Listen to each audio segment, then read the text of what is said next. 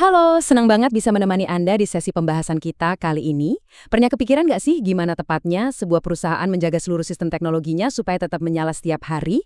Nah, hari ini kita bakal jalan-jalan menelusuri apa yang bisa dibilang sebagai ruang mesin dari sebuah departemen teknologi informasi untuk membedah sebuah topik krusial yang seringkali nggak kelihatan oleh kita sebagai pengguna biasa. Topik ini bernama operasi layanan atau service operation. Coba bayangkan skenario ini. Anda lagi dikejar tenggat waktu yang ketat banget, tinggal beberapa jam lagi sebelum presentasi besar. Dan tiba-tiba saja, layar Anda membeku, jaringan perusahaan mati total. Kepanikan mulai melanda kan? Pertanyaannya, apa yang sebenarnya terjadi di balik layar saat momen krisis kayak gitu? Gimana caranya tim TI merespon kekacauan tersebut, ngurai masalahnya, dan yang paling penting, nyegah supaya hal itu nggak kejadian lagi? Disitulah kerangka kerja operasi layanan ini benar-benar jadi pahlawan tanpa tanda jasa. Nah, untuk menjawab pertanyaan tadi, hari ini kita punya 6 poin utama. Pertama, pengantar operasi layanan. Kedua, manajemen event buat deteksi dini. Ketiga, manajemen insiden untuk respons cepat. Keempat, manajemen problem untuk cari akar masalah. Kelima, pemenuhan permintaan untuk layanan pengguna. Dan keenam, manajemen akses buat urusan keamanan. Oh ya, biar lebih gampang ngebayanginnya, kita bakal sering banget pakai analogi aktivitas di rumah sakit di sepanjang pembahasan ini. Langsung saja kita mulai. Kita masuk ke bagian pertama, yaitu pengantar operasi layanan. Sebenarnya, kenapa sih operasi layanan ini penting banget buat siklus hidup teknologi informasi di sebuah perusahaan? Dalam siklus yang utuh, operasi layanan itu ibarat garda terdepan yang langsung berinteraksi sama Anda. Di fase inilah semua strategi dan desain TI yang udah capek-capek disiapkan selama berbulan-bulan benar-benar diuji. Jadi ini tuh momen krusial di mana kita sebagai pengguna merasakan langsung dan ngukur nilai nyata dari layanan TI itu sendiri. Sederhananya, kalau mesin operasi ini sampai berhenti berputar, ya bisnis di perusahaan juga bakal ikutan berhenti. Oke, lanjut ke bagian kedua. Manajemen event alias sistem deteksi dini. Kalau di rumah sakit, ini tuh fungsinya mirip banget sama monitor detak jantung pasien yang selalu bunyi secara konstan di ruang perawatan. Bayangkan infrastruktur TI yang rumit itu kayak makhluk hidup yang terus bernafas. Ada ribuan server, jaringan, dan aplikasi yang terus-terusan ngirim sinyal atau yang kita sebut event. Tapi kan nggak mungkin semuanya kita perhatikan ya. Nah, sistem pemantauan di sini bakal memfilter lautan data tersebut buat nentuin mana sih yang cuma suara bising operasional biasa dan mana sinyal yang benar-benar butuh tindakan langsung dari kita. Sinyal-sinyal ini pada dasarnya disaring jadi 3 jenis utama. Pertama, information atau cuma sekedar informasi. Ini kondisi normal dan santai saja. Kayak ngelihat baterai laptop Anda di angka 90%. Sistem cuma mencatatnya. Kedua, warning atau peringatan. Nah, ini kayak notifikasi baterai sisa 15%. Ada ambang batas yang udah kesentuh, jadi kita harus mulai waspada sebelum ini jadi masalah beneran. Terus yang ketiga, exception atau ketidakwajaran. Ibarat lagi asyik ngeprint dokumen penting, tiba-tiba printernya macet total dan muncul error aneh. Ini jelas situasi abnormal yang butuh respon cepat. Lalu gimana kalau ketidakwajaran itu benar-benar mengganggu sistem? Pasien kita harus buru-buru masuk unit gawat darurat dong. Di dunia TI, ruang UGD ini kita panggil manajemen insiden. Di UGD ini, waktu itu segalanya benar-benar berharga. Langkah-langkahnya jelas, identifikasi dan pencatatan, kategorisasi, prioritisasi, diagnosis awal, resolusi dan pemulihan, sampai penutupan. Tujuan utamanya cuma satu, yaitu mulihin layanan secepat mungkin. Masalah email satu orang staf pastinya bakal dikasih prioritas yang beda dong sama server utama yang mati total dan bikin ribuan karyawan nggak bisa kerja.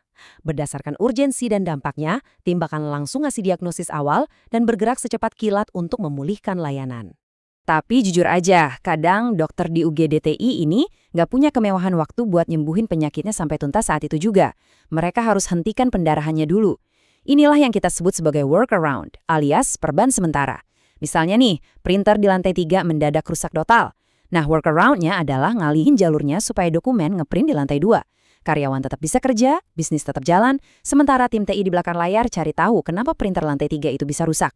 Setelah pasien stabil dan akhirnya keluar dari UGD, bukan berarti kerjaan udah beres loh. Kita bawa pasien ke bagian keempat, manajemen problem. Di sini suasananya lebih tenang karena kita ada di dalam lab diagnosis. Nah, ini penting banget buat dipahami supaya nggak ketukar. Manajemen insiden itu fokusnya mengobati gejala secepat mungkin, supaya Anda bisa segera keluar dari UGD. Tapi manajemen problem, ini ibarat menyembuhkan penyakitnya itu sendiri.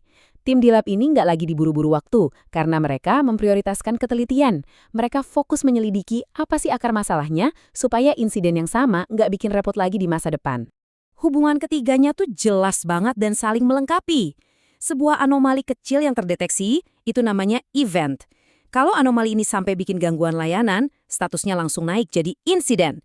Nah, pas tim TI ngelihat insiden yang sama terjadi berulang kali, tapi mereka belum tahu persis apa penyebab utamanya, misteri inilah yang akhirnya dideklarasikan sebagai sebuah problem.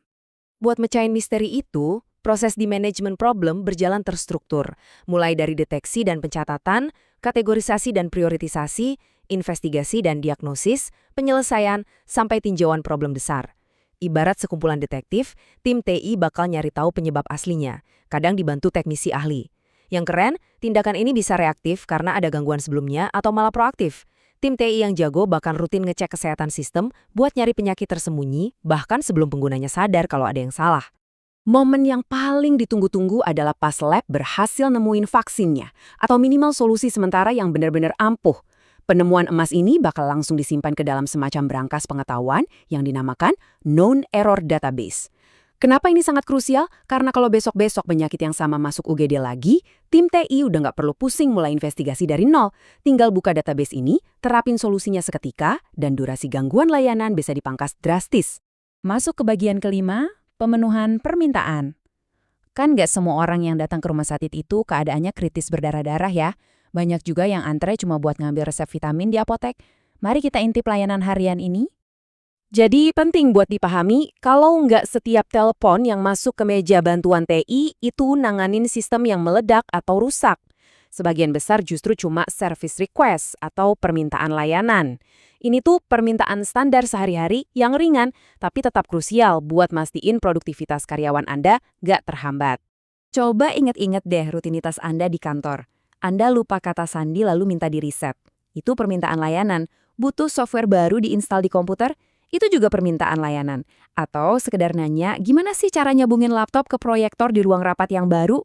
Karena kasus-kasus ini sering banget terjadi setiap hari, tim TI biasanya udah punya SOP atau prosedur tetap yang disebut request models. Berkat model ini, semua permintaan tadi bisa dilayani dengan super cepat, terprediksi, tanpa perlu urus izin sana-sini yang bikin ribet.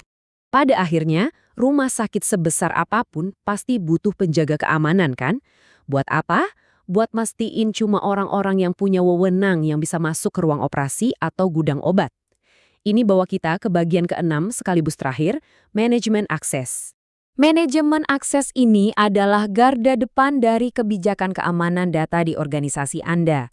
Prosesnya sangat-sangat ketat, mulai dari permintaan akses, verifikasi identitas, penyediaan hak akses, pemantauan status, sampai pencatatan. Saat Anda butuh akses, identitas Anda bakal divalidasi dulu, bisa lewat tautan email resmi atau pertanyaan rahasia. Kalau lolos, sistem baru ngasih Anda hak akses, ibarat ngasih setumpuk kunci yang cuma bisa ngebuka pintu-pintu relevan sama kerjaan Anda. Sistem juga nggak diem aja, mereka bakal terus memantau. Kalau nanti Anda pindah divisi atau resign, semua hak akses itu bakal dengan cepat dibatasi atau langsung dicabut. Ini harga mati buat ngejaga data perusahaan tetap aman. Sebagai penutup di sesi kita kali ini, saya mau ngajak Anda sedikit merenungkan pertanyaan ini. Apakah organisasi Anda selama ini sudah proaktif mencegah penyakit TI? Atau jangan-jangan selamanya terjebak cuma ngobatin gejala di UGD? Kalau departemen TI Anda tiap hari cuma sibuk lari-lari madamin api dan nambalin perban sementara, bisnis Anda pasti bakal susah buat berkembang dan berinovasi. Ingat loh, transformasi digital yang sesungguhnya itu selalu bermula dari operasi layanan yang matang, yang tahu kapan harus bertindak ekstra cepat di UGD, dan tahu kapan harus duduk tenang di lab buat nyembuhin penyakit sampai ke akarnya. Terima kasih udah ngikutin pembahasan kita kali ini, dan sampai jumpa di penelusuran materi seru kita selanjutnya.